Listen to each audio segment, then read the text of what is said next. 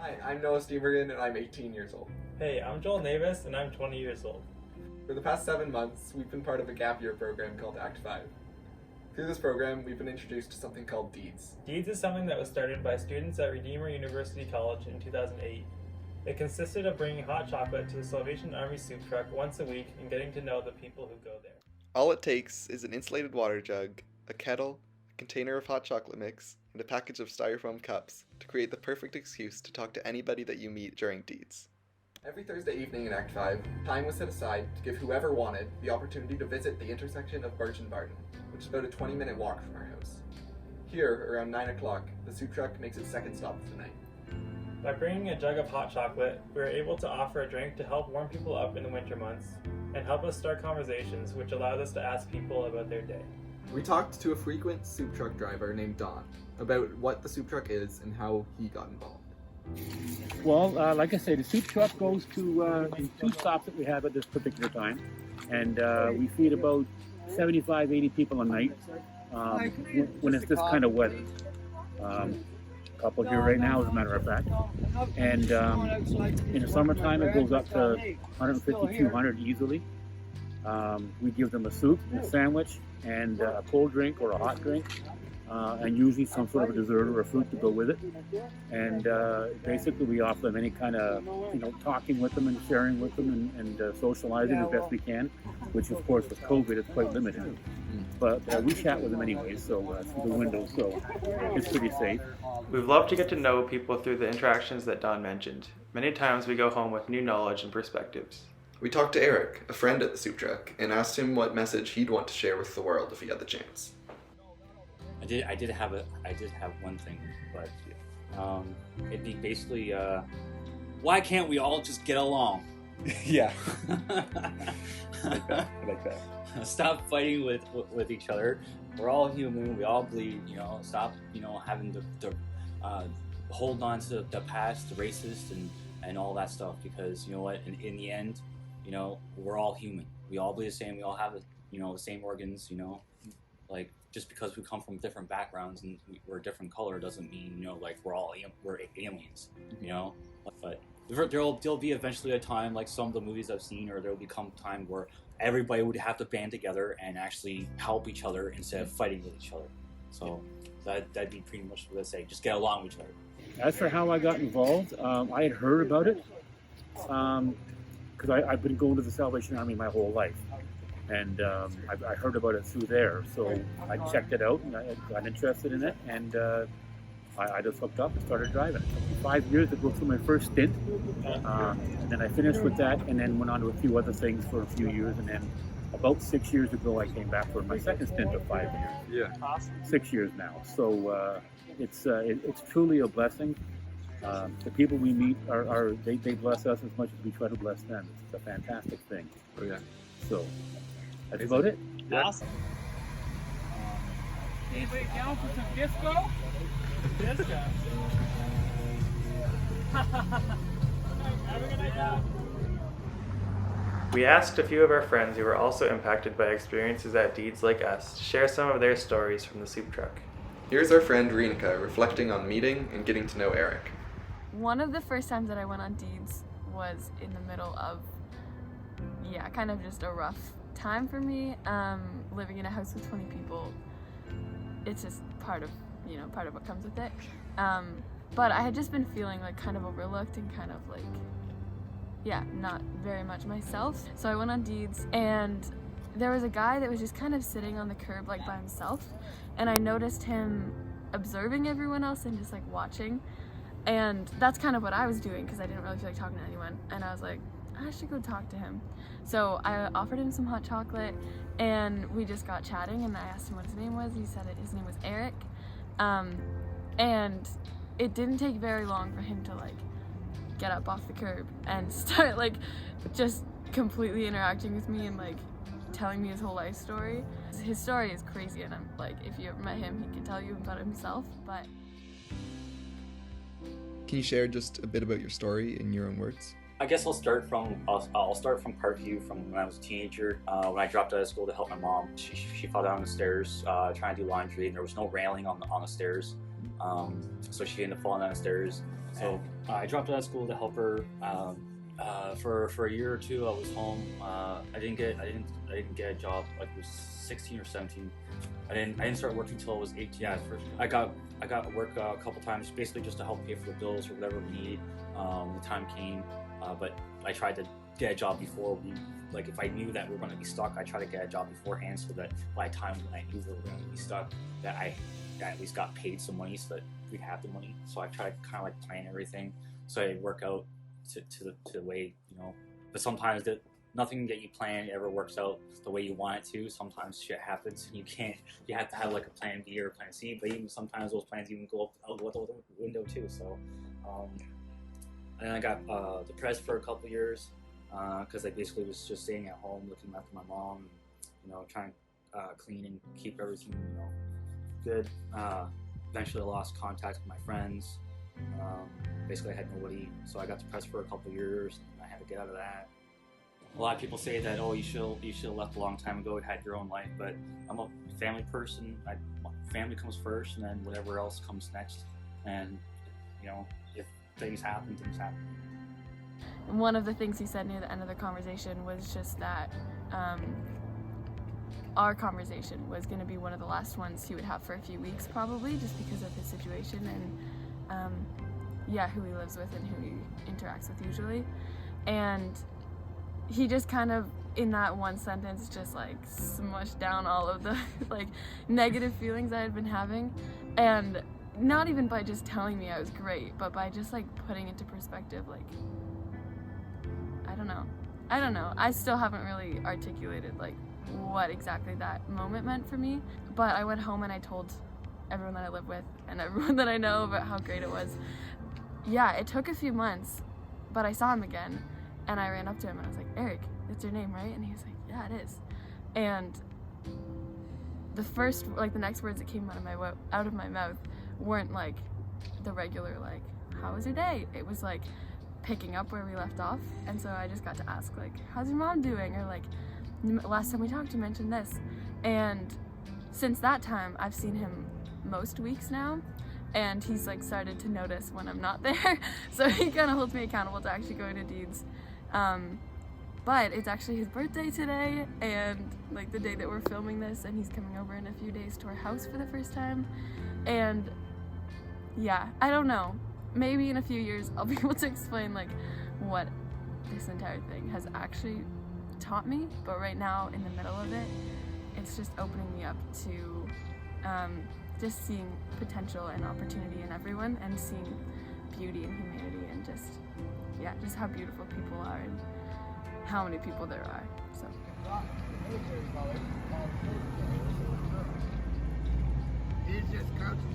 the beautiful thing about DEEDZ is that, as Renika said, you don't necessarily even know how greatly the experiences have impacted you until sometimes much later. It's often not even about learning anything. Rather, it's about growing relationships with those you meet. We came to DEEDZ expecting to be serving others, but ended up being served by the people we met there. Last fall, I was on DEEDZ and I met this woman named Lisa, and I kind of ended up just sitting on the curb and talking to her for the whole night, which was like 30 to 45 minutes, and she just told me a lot of her story, and she was so funny and like so full of life, but she had this like incredible story of how she just moved here from Nova Scotia or Newfoundland, I can't remember, to be with her daughter, and she had a lot of trouble with her ex-husband and had been, just hurt by him. And she told me a lot of, just like from what she told me, she had been through a lot and had just constantly bounced back and was just like taking things as they came. And I was just really inspired by how strong she was and by the stories that she told me, and like how she continued to be this like incredible, like lighthearted, very funny, talkative woman. She had a really cute dog too named Max. And then I didn't see her at all, and I wrote an EP. I wrote some songs for my capstone project, and in that I wrote one about Birch and Barton, about just people I had met, and one of them was Eric and the other was Lisa. And I think her story just really stuck out to me because of how strong she was. And we talked a lot about this idea of resilience, and I think she showed a lot of that. And so I wanted to include that and how she portrays this idea of faithfulness when it's not applied to in a church or religious setting. So I just think she showed faithfulness to her family, which was really, really inspiring. Anyway, fast forward a couple months, it's March, I've written all my songs, and I haven't seen Lisa since. And I didn't want to go on DEEDZ, classic. Every time you don't want to go on DEEDZ and you do, it's the best. So I went, and lo and behold, Lisa's there, and again, we just spent the whole time talking, and she told me more of her story, and again, I was like almost in tears. It was just incredible to see how much she's like grown and how strong she is. And I got to show her my song that I wrote about her, and it was a really, really cool experience because, yeah, I kind of just got to, get some closure and be able to see her progress. And I think that just, even though like we didn't talk a lot at all between them, like it still felt like we're like, having some sort of relationship. It was just really, really exciting and really cool for me and impactful for sure.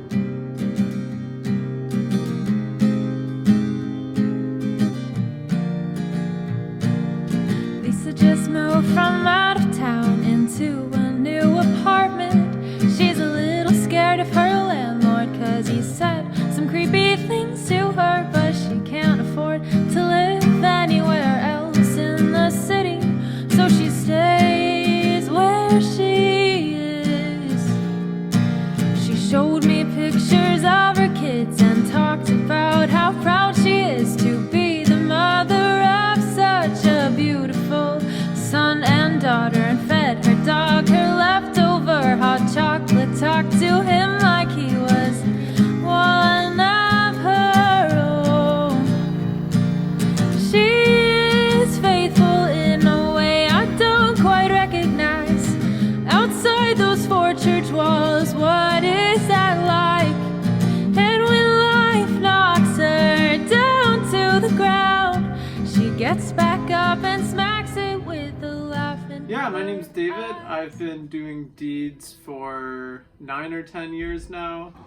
Over the course of my years leading DEEDZ, I've led well over 100 people on different DEEDZ encounters, and I think oftentimes when we're trying to give people Christian experiences, we try to compete with like the world. We have like Christian concerts where things are basically the same as non-Christian concerts but lower budget and not quite as good. And I don't think that often sells Christianity, not that we're trying to sell it the way that we want to. And I think that I'm yet to meet a single person who's gone on DEEDZ and not been intrigued by that kind of Christian life. I've yet to meet someone who goes on DEEDZ and spends an evening talking with people who get dinner from the soup truck and people who are kind of on the margins of our society and don't walk away thinking that that's a God that they can get behind, that this sort of way of living out your faith towards equity and justice is something that people don't want to get behind. I think that instead of trying to build things up to be big and flashy, oftentimes we just need to tear it down and sit on the sidewalk eating soup truck soup with people, and that's a lot more convincing and a lot more deeply meaningful for people. And it makes sense because Jesus says, whatever you did for the least of these, you did for me. And the Bible mentions like oftentimes you practice hospitality, you're practicing hospitality to angels without even realizing it. And I think oftentimes if we want to know where Jesus is,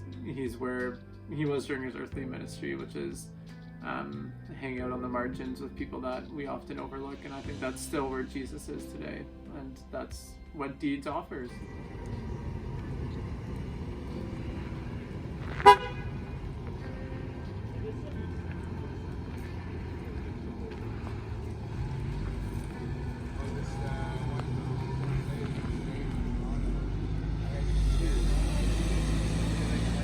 remember feeling nervous and unsure of what to expect the first night that I did DEEDZ. The group that I was with actually went to Jackson Square and we handed out hot chocolate there. And it was kind of a quiet night. We didn't have a lot of conversations. We didn't come across too many people. But we did come across two men that were sitting on the sidewalk sharing a pizza. Their names are Eric and Russell. We got talking to them, and we talked to them for quite a long time. And the conversation wasn't deep, really, but it was the first time I had talked to homeless people before. And they shared some of their story and how they got to where they were. And I remember that night, my perspective was completely changed. Everything I knew about homelessness was based off of what other people had told me, and a lot of it was very negative. But that night I found out that homeless people are people just like you and I, and I learned so much from them, and it just inspired me to just want to know more about these people and to get to know them better. Yeah, all it took was a jug of hot chocolate and two strangers sitting on the sidewalk at Jackson Square to teach me more about Hamilton than I could have ever read about or have people tell me about.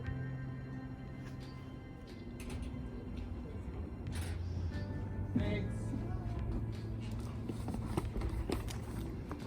For my first DEEDZ, I was also with a group of people and we weren't at the soup truck. We went to a tent encampment across from a shelter in downtown Hamilton by the Bulldogs Arena. And we handed out chocolate there. And it was my first experience in my life talking to homeless people. Yeah, I didn't know what to expect. I was scared and didn't know what to say or do, so I kind of just stayed at the back of our group of 5 and just kind of listened and observed. I had this notion that homelessness was so far away, such a far off thing, but I realized that it was just so close and personal. I feel like I had this preconceived notion that they did something to be homeless, because I feel like that's something that gets told, but it really isn't the case. I've learned from my months of DEEDZ that really is not the case, and that so many people they're literally just us. We're a step away from them, and yeah, it's humbling to think about. We talked to this guy this one night named Sean, and he said that we all put our pants on the same way, which is a pretty common saying, but it was really awesome to hear from a different perspective.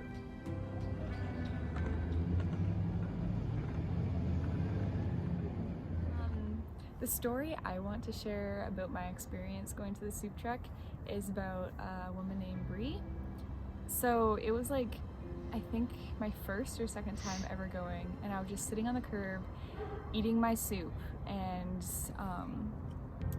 there was a lady, looked pretty young, blonde haired, who came and sat pretty close to me, and we got talking, and I just found out a little bit about her. She has been in some pretty abusive relationships in the past and has 2 small daughters in school, and she is currently homeless because she can't afford to take care of her children and keep up with rent.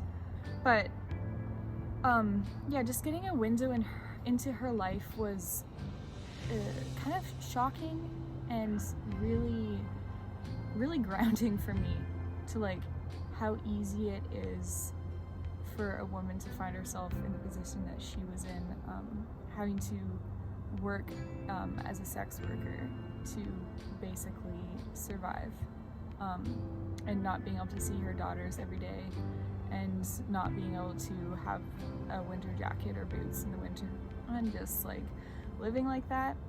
It was kind of crazy. I saw her a few times at DEEDZ at the soup truck, and I would run into her pretty often walking up and down Barton for a neighborhood project we did there. And yeah, it's really sparked my interest in really researching more into this issue that seems to be really big, and a lot bigger than anyone else I think can ever imagine, including myself.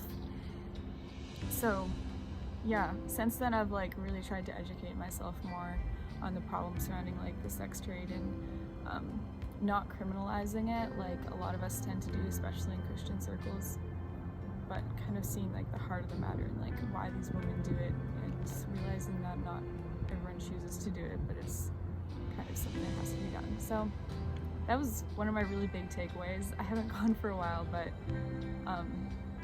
yeah, definitely meeting Brienne really changed me in quite a few impactful ways. Like David said, Jesus was intentional in seeking out the marginalized of his day. Not once did he turn away someone because they were poor or even considered unclean. Jesus loved everyone with an unconditional love. Integrating the marginalized into your life seems like such a basic Christian principle, but so many people are unable to really get connected in their lives. I think that if Jesus was here today, he'd be among those who are marginalized and those on the edges of society. But if you are living in a Christian community, you really have to seek out the marginalized in order to really become integrated with it. From doing Deeds, we have discovered that it doesn't take much to get to know these kind of people, and that if you really give them the time and you listen to them, they have so much to share with you. And through these experiences, we've learned so much about these people and have seen God in new and different ways through them. Although sometimes the experiences that we remember from Deeds are sad, they always bring us so much joy as we remember them. Every time you finish Deeds, you end up being filled with joy and energy, no matter how you were feeling beforehand. It seems like it just lights up your soul and you feel full after. These experiences at Deeds have impacted us greatly and has changed how we see the world, and we have learned so much about God and ourselves through this time. The times that we've gone on Deeds have shaped us and helped us learn what we could do with our futures. We both want to continue to get connected with the marginalized in our futures, no matter what else we're doing.